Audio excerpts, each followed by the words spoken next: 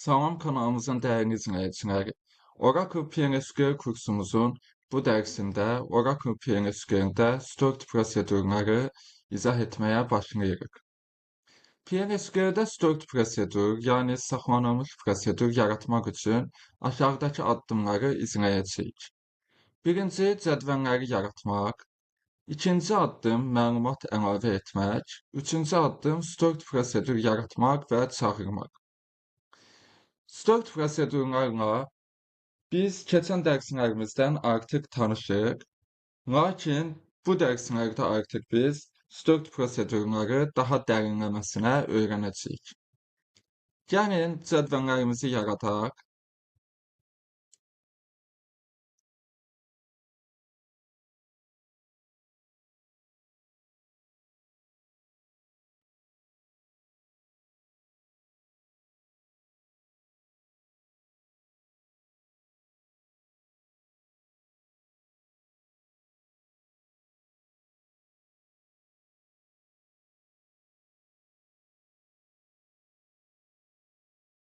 Və nöqtə virgül.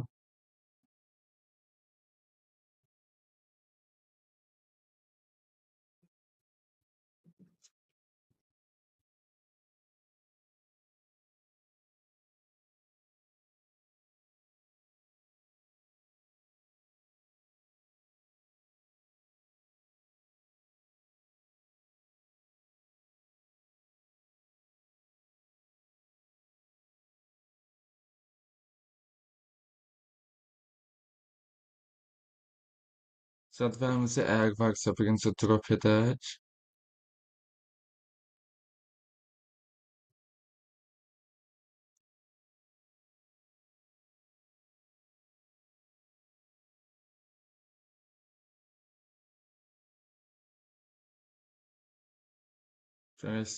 Bu adda da olmalı deyil cədvəl. Yaradırıq və sifarişlər cədvəlimiz. Baxın, iki dənə cədvəl yaratdıq, müştərilər və sifarişlər. Müştərilər cədvəlimiz, baxın, müştəri ID, ad, soyad, telefon bunlardan ibarətdir, bu sütunlardan. Sifarişlər cədvəlimiz isə, baxın, müştəri ID sütununu müştərilər cədvəlimizdən referans alır, yəni müştərilər cədvəlinin child table'ıdır. Məlumatları əlavə edək.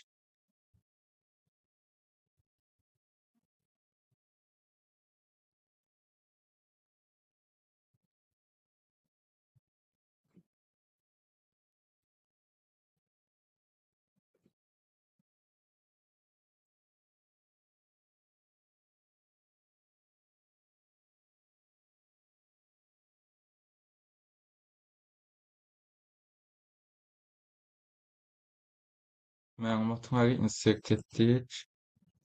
Digər cədvəlimizə də, sifarişlər cədvəlimizə də insert edək.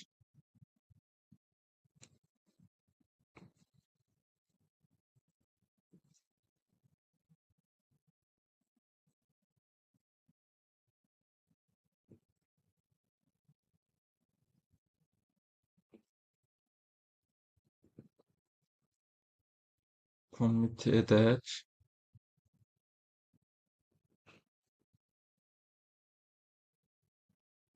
Və gəlin hər bir cədvəlimizdə select ulduz from müştərilər cədvəlimiz.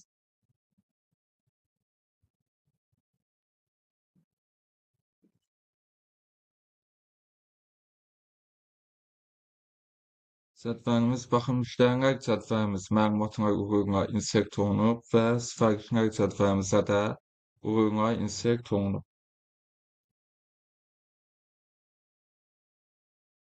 Stored prosedur yaratmaq hissəsinə baxaq. Bu prosedur müştəri ID-sinə görə həmin müştərinin ümumi sifariş məbləğini qaytarır. Gəlin prosedurumuzu kopyalayaq.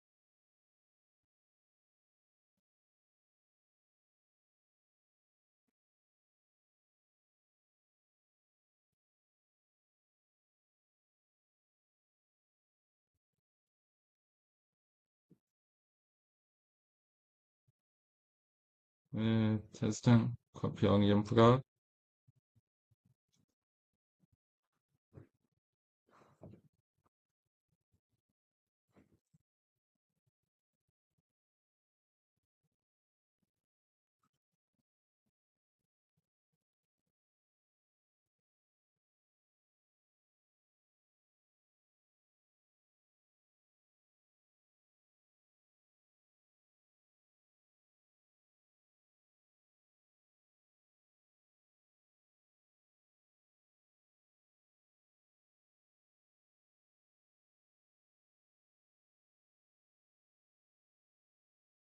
Create or replace prosedür.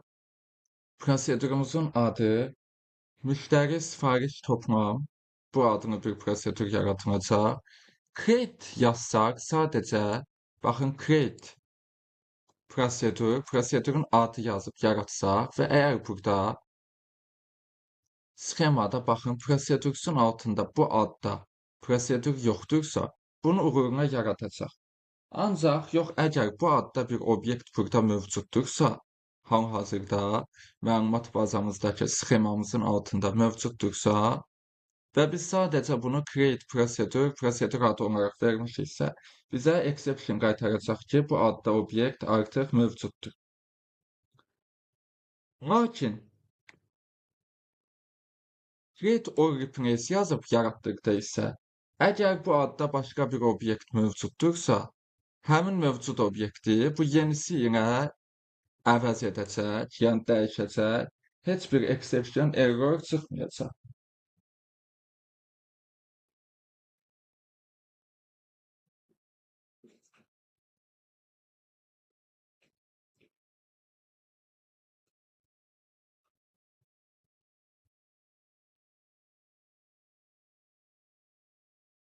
Və prosedurumuzun adı burada verdiyimiz addır. Prosedurumuzun 2 dənə parametri var. Baxın, P müştəri ID, in number və P topla out number. İkisi də görürsüz number tipindədir. Lakin biri in, biri outdur. Yəni input parametri daxil olan, daxil edəcəyimiz dəyərləri qəbul edən parametrdir, input parametrlər.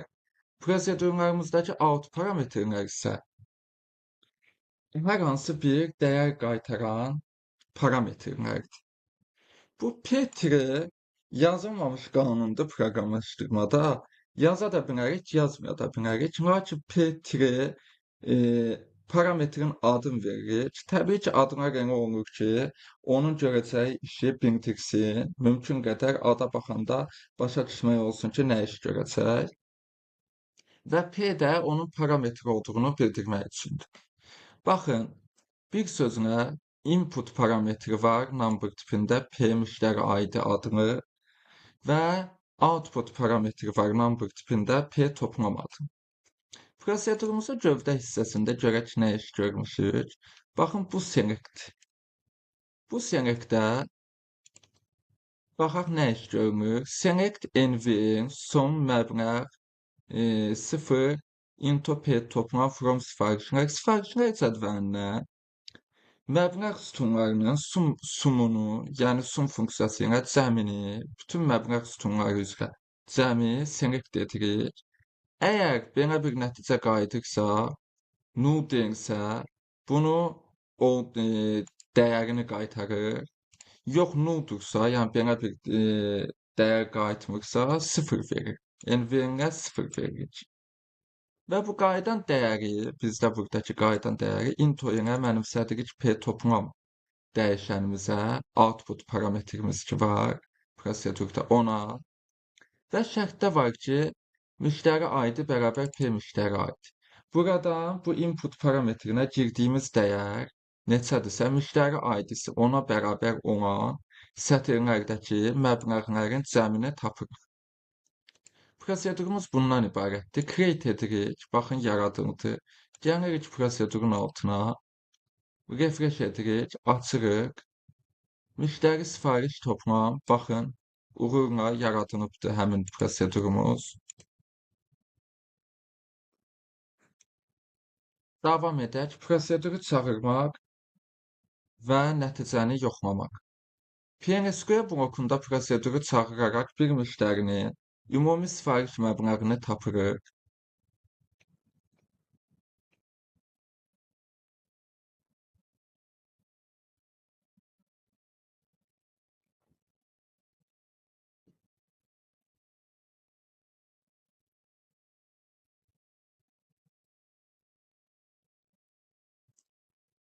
Baxın, declare hissəsində V toplam adını number tipində bir dəyişən tanıdırıq, declare edirik, bəyan edirik. Yəni, Begin hissəsində isə bu proseduru çağırırıq. Prosedurun hər ikisinə dəyər veririk. Baxın, input P müştəri ID adını input parametrinə 1 veririk. Buradan gəlin bu selekti kopyalayaq aşağı.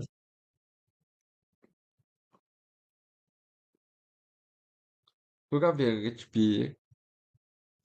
Yəni müştəri ID-si 1 olan sətirlərdəki məbləğlərin cəmini tapsın.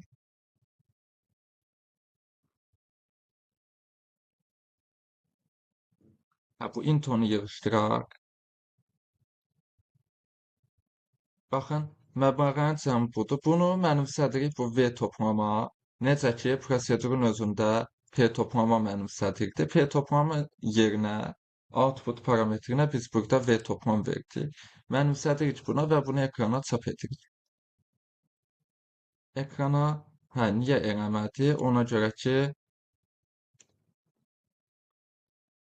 biz gərək burada set server output onu, set server output onu run edək. İndi artıq nəticə qaytaracaq. Baxın, müştəri 1-in ümumi sifariş məbləği bu.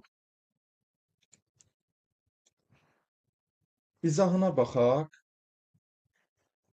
Cədvəllər, müştərilər cədvəli müştəri haqqında məlumat saxlayır. Sifarişlər cədvəli isə müştəriyə aid sifarişləri qeyd edir və müştəri ID xarici açardır. Stored prosedur, müştəri sifariş toplam proseduru müştəri ID-sini alır, P müştəri ID. Sum məbləğ funksiyası ilə həmin müştərinin ümumi sifariş məbləğini hesablayır. Out parametri vasitəsilə nəticəni geri qaytarır.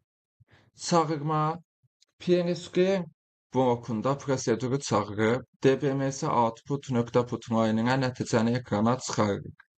Bu üsulla PNSQ-də stored prosedurlardan istifadə edərək məlumatları idarə edə bilərik. Aşağıda PNSQ-də stored prosedur nümunələrini müxtəlif məqsədlər üçün təqdim edəcəyik. 1. Yeni müştəri əlavə edən prosedur. Bu prosedur müştəri məlumatlarını müştərilər cədvəlinə əlavə edir. Prosedurun yaradılması, gəlin baxaq.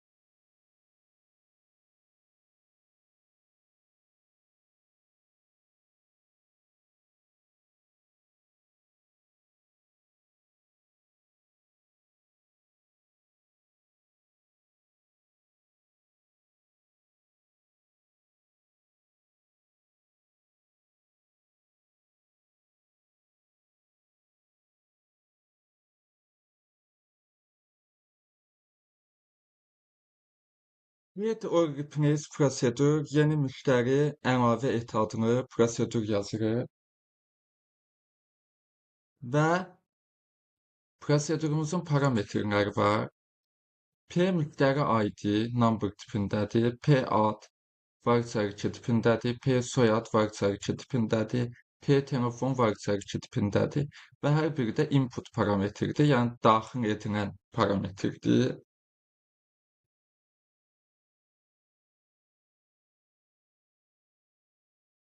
Prosedurumuzun gövdə hissəsində müştərilər cədvəlimizə baxın sütunlarıdır, insert əməliyyatı olunur və olaraq da bu parametrlərin, prosedurun input parametrlərinin aldığı dəyərləri yazırıq və dəyişikliyi commit edirik, yadda saxlayırıq.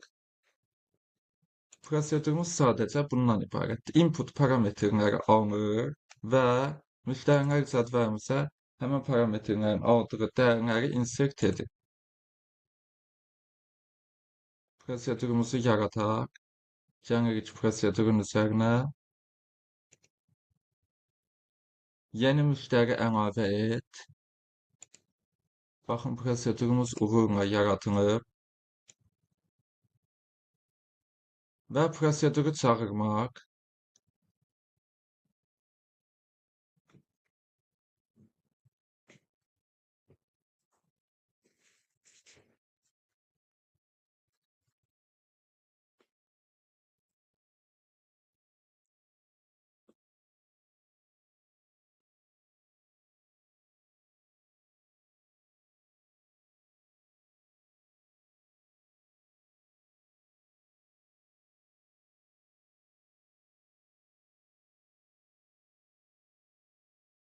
Baxın, prosedurumuzun adını yazırıq və input parametrlərini daxil edirik. Run edildi. Müştərilər cədvəlimizi select edək baxaq. Select ulduz pro.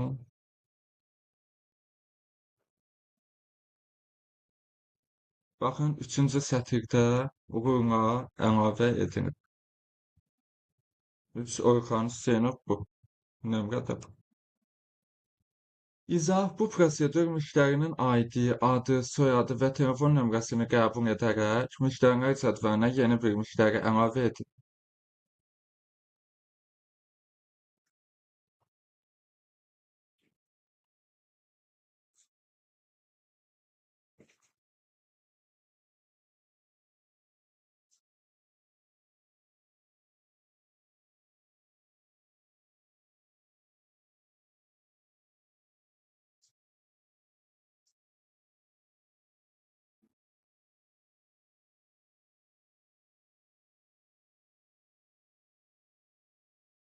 Müştərinin sifariş sayını hesaplayan prosedur. Bu prosedur müştərinin sifarişlərinin sayını qaytarır. Gəlin proseduru yaradaq.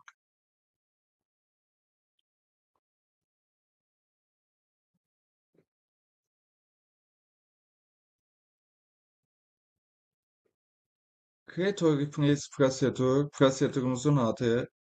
Prosedurumuzun 2 dənə parametri var, baxın. Biri input parametrdir, biri output parametrdir. P müştəri ID input parametrdir, number tipindədir.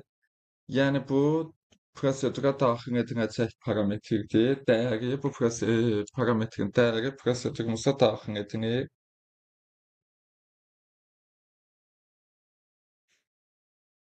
Sifariş sayı isə number tipində parametrdir, output parametrdir.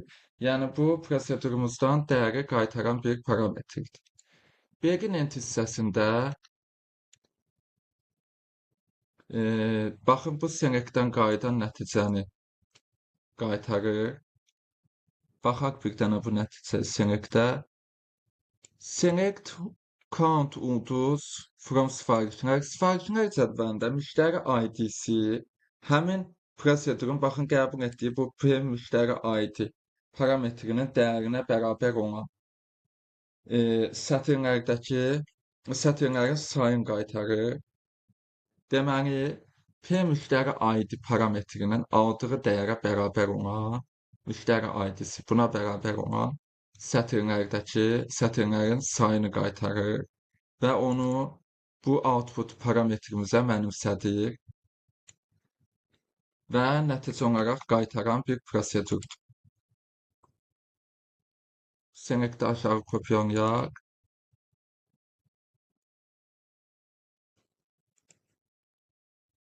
Yəni prosedurumuzu yaradaq. Müştəri sifariş sayı yaradıldı. Digərini bağlayaq. Prosedurumuzu refresh edək. Müştəri sifariş sayı. Baxın, prosedurumuz uğurla yaradılıb. İndi isə gəlin bu prosedurumuzu çağıraq.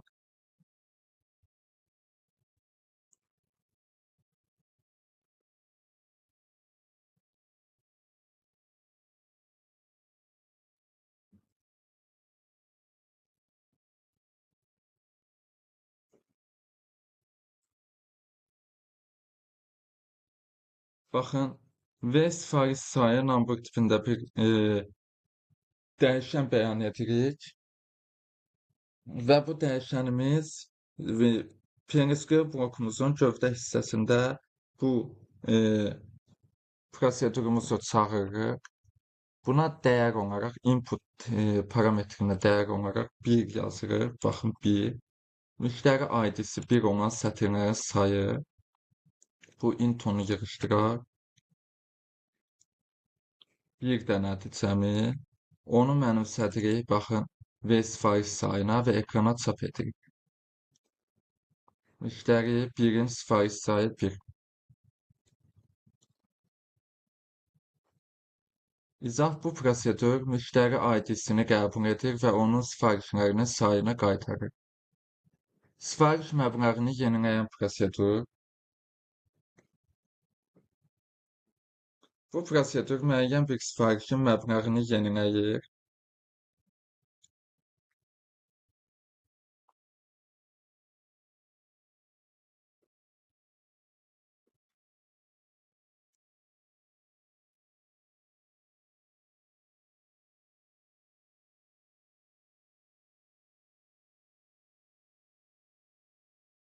Prosedurumuz sifariş məbləğ yenilə. 2 dənə baxım parametri var. Hər biri də number tipində input parametridir. Number tipindədir hər ikisi də. P sifariş ID və P yeni məbləğ adını parametrlərdir. Prosedurumuzun gövdə hissəsində sifarişlər cədvəlimizi yeniləyirik. Məbləği bu P yeni məbləğ parametrinin aldığı dəyərə bərabər edirik. Yəni o dəyərə yeniləyirik. Haradakı sifariş ID bərabərdir bu P sifariş ID parametrinin aldığı dəyərə. Dəyişikliyi commit edirik. Yəni prosedurumuzu əvvəlki bağlayaq. Prosedurumuzu yaradaq. Yaradıldı. Gələk prosedurumuzun üzərinə refresh. Sifariş məbləğ yenilə. Baxın, uğurla yaradılıbdır prosedurumuz. Proseduru çağırmaq.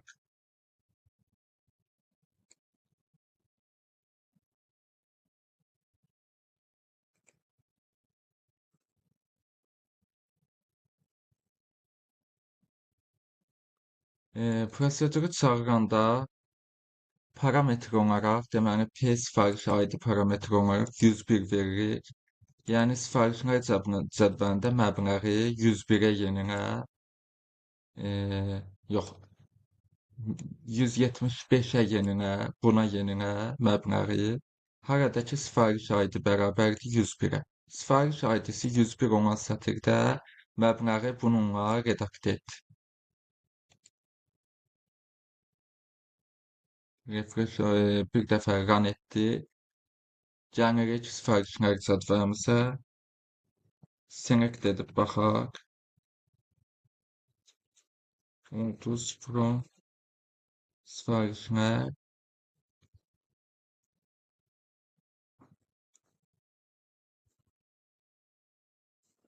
Baxın, 101 olan sətirdə sifarişi məbləğini 175-ə yenilədi. İzahı bu prosedur sifariş ID və yeni məbləği qəbul edir, sonra həmin sifarişin məbləğini yeniləyir. Müştərini silən prosedur. Bu prosedur müştərini və ona bağlı olan sifarişləri silir. Prosedurun yaradılması. Gəlin baxaq.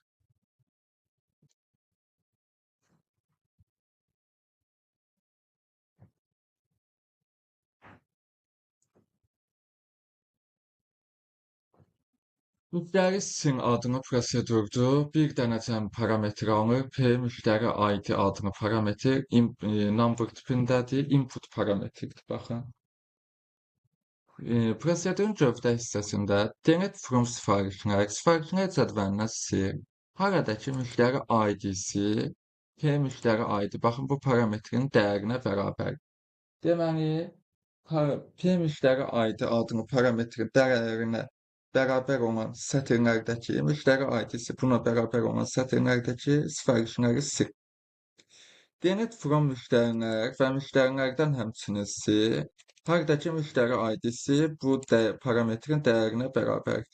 Deməli, həm sifarişlər cədvəlindən, həm müştərilər cədvəlindən sətirləri sil. Müştəri ID-si bu həmin prosedurumuzun P müştəri ID adlı parametrinə bərabər olan sətirlərdir. Dəyişik keçinək commit et. Prosedurumuzu gəlin bunu bağlayaq, yaradaq. Yaratımıdır. Gəlirik prosedursu refresh edirik. Müştəri sizin adını prosedurumuz baxın yaradılıbdır. Proseduru çağırmaq.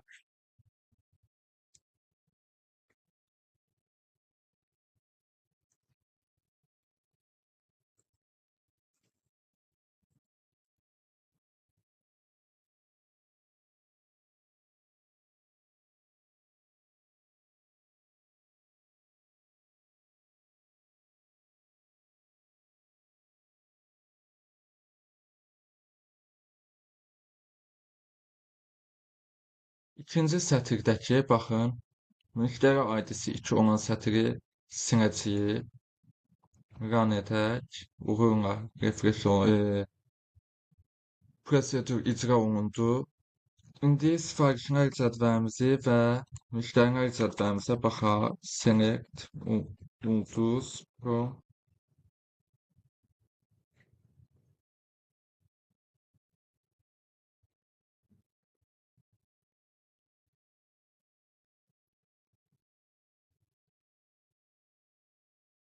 Baxın sifarişlər cədvəlimizdə müştəri ID-si 2 olan sətr silinib, yoxdur. Və müştərilər cədvəlimizdə də müştəri ID-si 2 olan sətr yoxdur, silinib. İzahına baxaq. Əvvəlcə müştəriyə aid olan bütün sifarişlər silinir, daha sonra həmin müştərilər cədvəlindən silinir. Bütün müştəriləri göstərən prosedur kursor ilə bu prosedur bütün müştəriləri siyah şəklində ekrana çıxarır. Prosedurun yaradılması.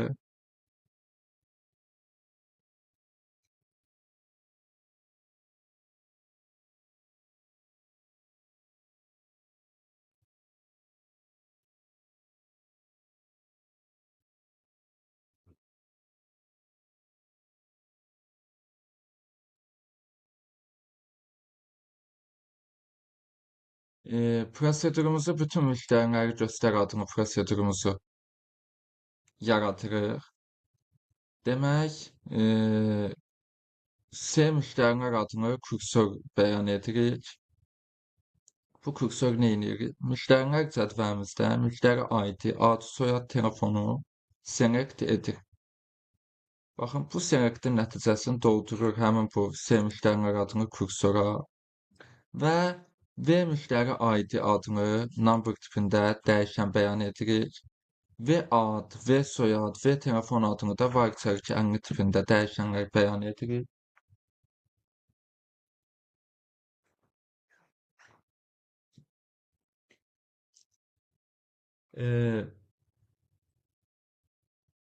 Prosedurumuzun gövdə hissəsində kursorumuzu açırıq. Dövrdən istifadə edərək hər bir sətri başlayırıq oxumağa və fetchdən istifadə edərək bu kursordan qayıdan hər bir sətr üçün sütunlardakı dəyərləri uyğun olaraq bu dəyişənlərimizə mənimsədirik. Exit veninə sətirlər bitdikdə dövr sonlanır və hər bir sətirdəki sütunlarda olan məlumatları bu formatda ekrana çap edirik. Sətirlər bitdikdə dövr sonlanır, kursorumuz bağlanır, PNSQ blokumuz sona çatır. Prosedürümüz yaradımıdır.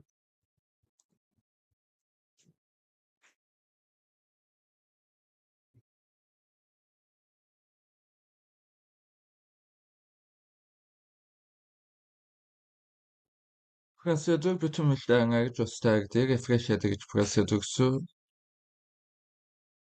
Baxın, uğurla əlavə edilib prosedurumuz. Daha sonra proseduru çağırmaq,